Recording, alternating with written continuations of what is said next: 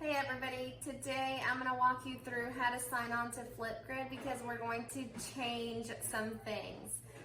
It's very easy. If you already have the app, you're just going to go ahead and open that app and hit the ellipsis at the top right, the three little dots, and hit View My Flipgrid Account.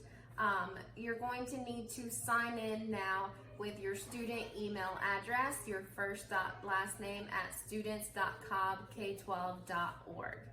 And that will help with being able to see all of your grids and all of your videos. So when you sign on, you can go ahead and join the class grid, kinds first block, kinds second block, kinds third block, so on and so forth. And then you should be able to see, saying you're using the same device as you normally are, your old videos. However, if you're not able to see your old videos, it's okay. We're just gonna start this way from now on. Instead of signing in with your student ID, you are going to use your school email. That way it starts saving all of the videos and you can easily go back and click on them and look at your feedback. Our last lesson in this unit of probability is being able to identify simulations.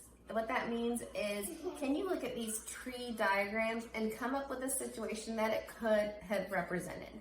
So in the first one here, we have this purple tree diagram. What you want to do is look at the total number of outcomes and how many events there are. And so this is why we want to keep our tree diagrams nice and neat and organized. In this tree diagram here, we notice there are 2 events happening. In this first event, there were 6 total outcomes, and in this second event, there were only 2 outcomes because there's 2 tree limbs going down to the second event. What that means is we need to find something with 6 outcomes and then something else with 2 outcomes. That could be represented in a different multiple ways, but you can come up with anything you want. And so as long as there's 6 outcomes and 2 outcomes, you'll be fine. One example would be a die and a coin.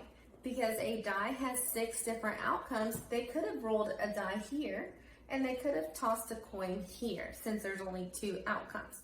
However, you can decide what you think that would represent. Maybe it was a 6-sided spinner and a coin. Maybe it was a 6-sided spinner and a 2-sided spinner. But you just need to be able to come up with a situation. That's all it is, a simulation that could have represented it. All right, so we have our second one here on the board. Can you come up with something that this could represent? All right, for this one, we have 3 events. Event 1, there were 2 outcomes, A or B. In event 2, there were 2 outcomes as well, A or B. And in event 3, there were also only 2 outcomes. So for this one, come up with a situation that would represent this tree diagram. And a really easy peasy one, if there's only 2 outcomes, then use a coin. A coin has 2 outcomes, one side or the other. And so for this representation, we could say a coin was flipped 3 times. You could also say this is a spinner. A spinner that has 2 sides was spun 3 times. Get the drift? All right, last one. We have this tree diagram here. In the first event, there are 4 outcomes.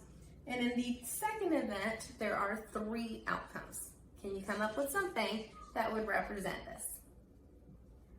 All right, so what that means is maybe it's a 4-sided spinner and a 3-sided spinner. Really, if you can't come up with anything, use a spinner and section it off with that many sections. That is it. Simulations for compound events. Have a great day.